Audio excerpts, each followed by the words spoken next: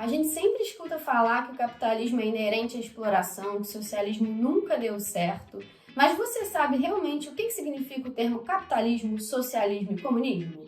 Eu, Natasha Piedras, vou te explicar cada um desses conceitos hoje. Bora lá!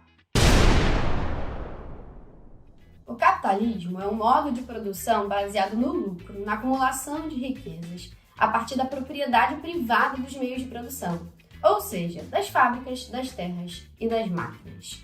O capitalismo é baseado na oposição entre duas classes sociais principais. A burguesia, ou os capitalistas, que são detentores dos meios de produção, ou seja, dessas fábricas, dessas máquinas e dessas terras, e os trabalhadores, ou proletários, que por não terem os meios de produção, vendem a sua força de trabalho para sobreviver. O modo de produção capitalista ele surge a partir de um lento processo de transição da Idade Média para o mundo moderno.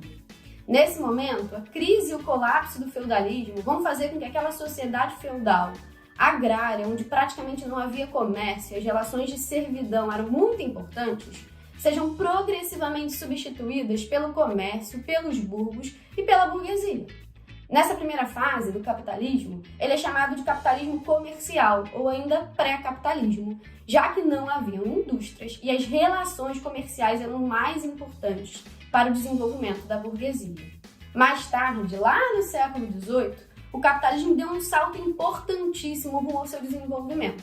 A Inglaterra viveu o seu processo de revolução industrial. Nesse momento, a invenção das máquinas e das fábricas permitiu a ampliação da escala produtiva, o que garantiu lucros ainda maiores para a burguesia. Com o passar do tempo, o capitalismo foi se adaptando às mais diversas conjunturas. Se no primeiro momento ele era o capitalismo comercial, onde o comércio era o mais importante, as relações comerciais, com a Revolução Industrial ele se torna um capitalismo industrial, e hoje vivemos uma nova fase do capitalismo chamada de capitalismo financeiro, onde os bancos e as grandes corporações industriais são muito importantes. Se nós fôssemos sintetizar as principais características do capitalismo, poderíamos falar a importância da propriedade privada, a acumulação de riquezas, o lucro e o trabalho assalariado, já que é a partir do consumo que o capitalismo se movimenta e sobrevive. Se você está curtindo esse vídeo, deixa seu like, se inscreve no canal e ativa o sininho de notificação para acompanhar tudo que a gente lança por aqui. No momento em que o capitalismo passava pelo seu pleno desenvolvimento, é cada vez mais notório o aumento das desigualdades sociais. Enquanto a burguesia, ou seja, os proprietários dos meios de produção ficam cada vez mais ricos, os trabalhadores eram crescentemente explorados no ambiente das fábricas. É nesse momento que surgem os primeiros movimentos de insatisfação.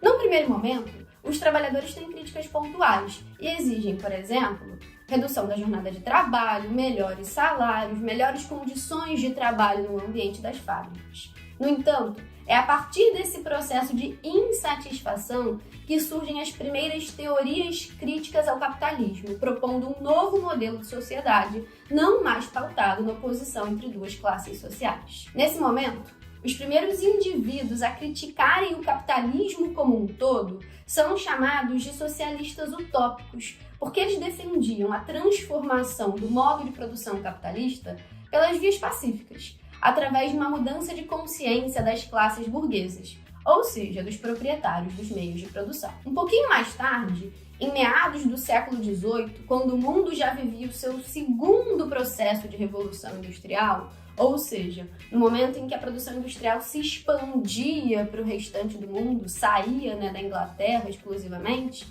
nesse momento surgem os socialistas científicos, cujos principais nomes são Marx e o Engels. Nesse momento, eles também estão criticando o capitalismo, também estão propondo um novo modelo de sociedade, mas eles dizem que essa sociedade não vai se transformar por vias pacíficas. Eles propõem, nesse momento, a luta de classes como instrumento de transformação da sociedade.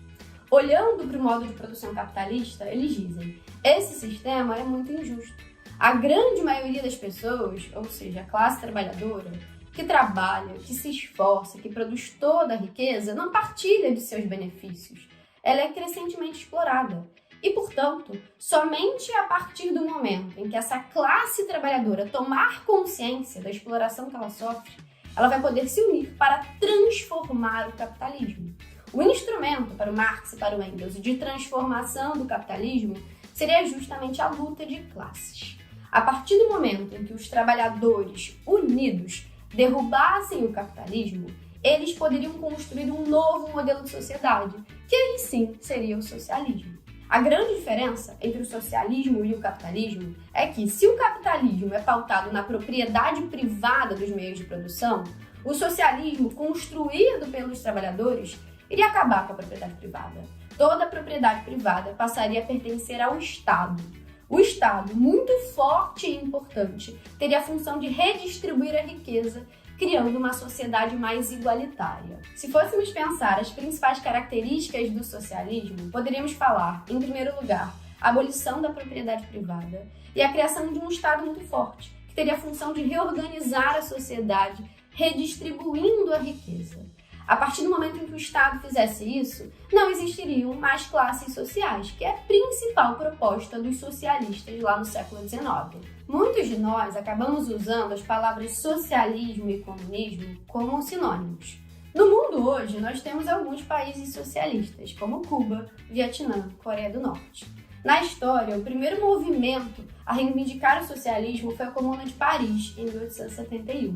E o primeiro país a se tornar socialista foi a Rússia, a partir da Revolução de Outubro de 1917.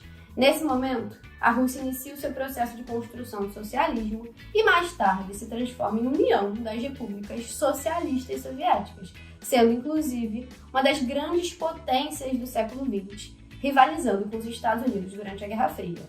Mas, Natasha, qual a diferença entre comunismo e socialismo? Todos esses países que nós citamos foram socialistas. Na prática, o comunismo seria uma etapa posterior.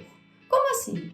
Depois que os trabalhadores tomassem o poder através da luta de classes, depois que o Estado se tornasse muito forte, depois que ele reorganizasse a sociedade e redistribuísse as riquezas, a partir de então, quando não houvesse mais desigualdade social, quando não houvesse, nas palavras do Marx, a exploração do homem sobre o homem, nesse momento se alcançaria o comunismo. Portanto, no comunismo, como a sociedade não seria mais desigual, como já haveria plena igualdade entre os indivíduos, o Estado não seria mais importante. Então, olha só, se no socialismo nós temos um Estado muito forte, interventor, que vai reorganizar a sociedade, depois que tudo estivesse pronto, sociedade completamente reorganizada, sob novas bases, aí sim se alcançaria o comunismo e o Estado seria abolido. Numa sociedade comunista ideal, não haveria classes, não haveria desigualdade, não haveria Estado e todos os indivíduos cooperariam, viveriam em conjunto, partilhando das riquezas. Para muitos autores, esse modelo de comunismo nunca foi atingido. Todos os países na história que até hoje fizeram suas revoluções liderados por trabalhadores, como a própria Rússia, pararam na etapa socialista, já que o Estado nunca chegou a ser abolido. A China adota hoje um modelo ambíguo que nós chamamos de socialismo de mercado, onde ela articula elementos socialistas e elementos capitalistas. Ela tem hoje um Estado forte, governado pelo Partido Comunista Chinês, tal qual os regimes socialistas. Mas economicamente ela já se abriu para o mercado internacional, se abriu para a concorrência, se tornando um país capitalista. De fato, a China é politicamente socialista e economicamente capitalista. Daí esse modelo tão ambíguo que gera tanta confusão. Bom, galera, chegamos ao fim de mais um vídeo. Então, se você curtiu todas essas informações, não esquece de deixar o seu like, isso é muito importante pra gente. Não esquece também de se inscrever no nosso canal para ficar por dentro de tudo que a gente posta por aqui, beleza? É isso, um beijo grande e até a próxima. Beijo. Posso começar daqui mesmo, né?